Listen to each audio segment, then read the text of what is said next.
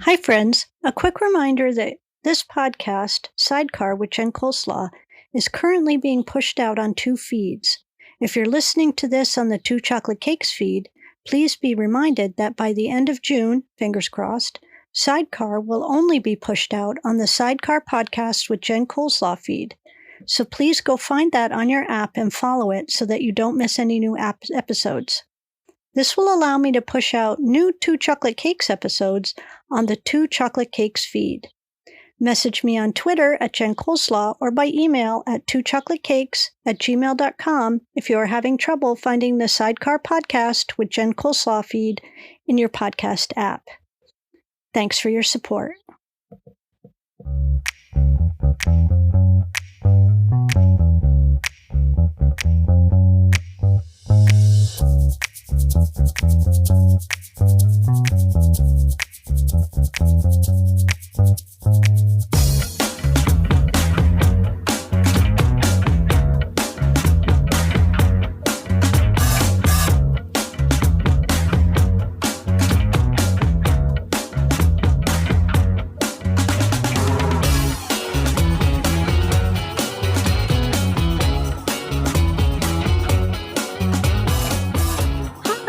Welcome to the Cake Adjacent Podcast, a once-a-weekish update on all things food, family, community, gardening, whatever. We call it SideCar. If it has to do with the rituals around food and holidays, making food or taking it places, or remembering what we were eating during important times in our lives, we'll talk about it here. I am your host and bestie, and with a little scratchy voice, Jen Coleslaw, coming to you from the soulless suburbs of Northern Virginia. This is going to be a shorty this week, just to update you on food holidays, because I'm already a little late, as my dad would say, a day late and a dollar short, and I can't stop coughing, so I'm not going to put you through all of that. Anytime I stir up some dust and pet hair, which I have been doing trying to clean the house, because I cannot seem to find a housekeeper to pay someone in Northern Virginia, because here people only seem to clean houses, I guess. My newly torn up schnoop gets very raw and causes some postnasal drip, which causes some irritation and some coughing and a lot of scratchy voice. Plus, last week's poor air quality didn't help at all. So that's where we are. And I hate it. And this is what I would imagine it feels like to snort cocaine cut with powdered bleach. I don't recommend it, by the way. Everyone said I'd breathe so much easier and better after my surgery, but I am feeling like absolute crap, and it has been almost a month. Anyway, strawberries are winding down. Excuse me. Sorry. I'm not even going to edit that out. Strawberries are winding down at the farmer's market, and I'm seeing more raspberries and blackberries and blueberries at the farmer's market, so you know what that means. I'm on the hunt for black raspberries. The very few black raspberry plants that I had in the front of the house, which would probably yield about half a pint of black raspberries every year, were destroyed in the big sewer line replacement. So it looks like I'm going to have to start from scratch there. The good news is that the wildflower seeds that I planted in that big trench have sprouted, and they're looking really good. And then the clover seeds that we planted, which is usually where all the inflatables live, instead of grass seed, is coming along. It's a little slower than the wildflower seed, but that's because it's a different kind of seed and it's coated. And we may need to overseed that, and that's fine. We have plenty. Anyway, that's the update on what's going on at the house. Cat hair, dust, and seeds. All right, let's get to the food holidays. I missed Peanut Butter Cookie Day yesterday, and I know I've mentioned this several times before, but my very favorite cookie recipe for peanut butter cookies is the one you find in the Better Homes and Garden cookbook. I like to make mine with crunchy peanut butter, and I tend to use Skippy peanut butter, which is my favorite. Just a note to the wise, if you are not a person who eats a ton of peanut butter, like we eat a lot of peanut butter in this house, if you just buy peanut butter now and then, make sure you're checking to make sure it doesn't have xylitol in it. That's that fake sugar. birch sugar, sometimes they call it, is toxic to dogs. So if you buy peanut butter and sometimes you give a little peanut butter to your dog, like in a pill pocket or to Give them a little treat. Make sure that your peanut butter that you're giving them does not have xylitol in it. Okay. Yesterday was also World Day Against Child Labor, which is so ironic because there are many states here in the United States that are trying quite desperately to lower the age children can work in places like restaurants where alcohol is served to 14 years old.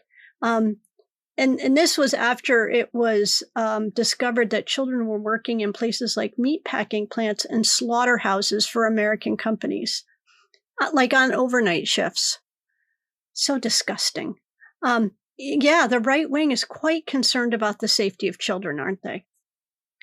Anywho, today is considered Kitchen Klutzes of America Day, and I definitely have had my moments in the kitchen, but mostly they are around burning myself. I rarely cut myself because I'm pretty respectful of knives, but I'm often splashing myself with hot sugar syrup, which is very burny, and too often I will touch heating elements in the oven, usually with my forearm when I am taking things in and out of the oven, or I bump up against something hot like a pan or a pot, and I burn myself that way. I also certainly drop lots of things on the floor, like food, but that is what the water faucet in the sink is for, rinsing it off. Oh, and I definitely boil over things all the time. Like when I'm making jam, I always boil over my jam, and as a result, the stovetop is pretty sticky and messy. Wednesday the 14th is Strawberry Shortcake Day, and I prefer my shortcake to be a sweet biscuit, although toasted pound cake is nice too. I bet a scone would be terrific. It's also Bourbon Day, which I only care about when I am making my own vanilla extract. Speaking of things I do not care about, Thursday the 15th is Lobster Day, which are really just cockroaches of the sea in my eyes. So if that's your jam, you eat them all up and you just love on them. I would absolutely not want you to not eat them just because I think they're disgusting. Friday, June 16th is National Fudge Day, and if you hate fudge, I will eat your fudge for you. And that sounded weird, but I think you know what I meant. Panucci nut is my favorite, but I also like plain old chocolate fudge with walnuts or chocolate with peanut butter. My dear Uncle Pete, who passed away in April, he loved our family peanut butter fudge recipe so much, which is what we call Budlong fudge. And I hope wherever he is now, he has a whole Pyrex dish full of peanut butter fudge with him at all times. We used to have to hide it from him, otherwise he'd eat it all in one sitting and make himself sick. It should come as no surprise to anyone that I do not care for stunt fudge. I don't want fudge with Fruity Pebbles or Cheerios. I don't care about fudge stuffed with cookies, stuffed with shrimp, stuffed with walnut shells and gumballs. No, thank you. And speaking of Pyrex, I have seen some TikToks and other social media bits about the difference between Pyrex with a capital P and Pyrex with a small case P, and I have no idea if it's true, so we'll investigate that for next week. If you know what I'm talking about, let me know what your thoughts are on that and whether or not it's just a bunch of bullshit on social media or whether it's a true thing. Saturday, June 17th is Eat Veggies Day. And now that I'm an adult, close enough. I think it's probably easier to list the veggies I don't like because I really will eat most vegetables now. So here's the list. Kale and asparagus. Pretty much everything else I will at least eat a few bites of. There are certainly lots of veggies that are a pain in the neck to prepare, like rutabaga. Like, have you ever tried to cut a rutabaga?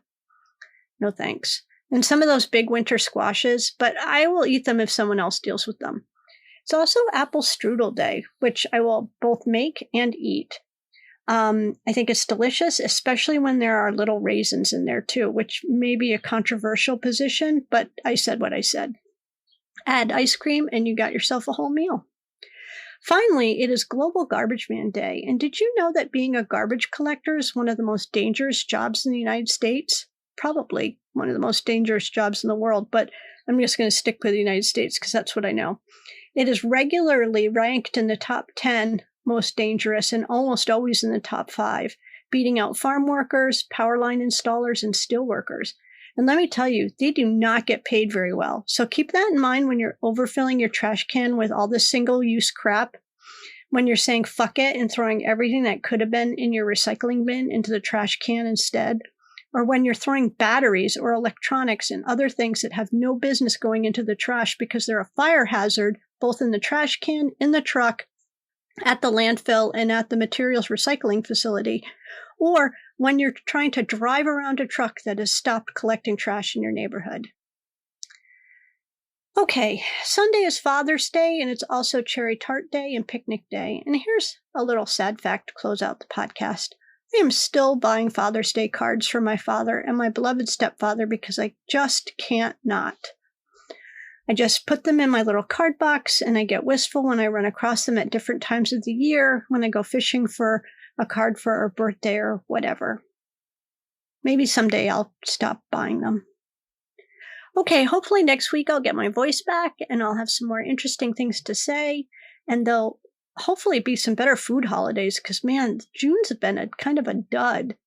Until then, I'll leave you with these 3 thoughts. Don't store tomatoes in the fridge. You can ripen a lot of fruit by putting it in a paper bag for a day or 2. And no, Trump is not being unfairly targeted by the Department of Justice with an agenda. Come on. See you next week.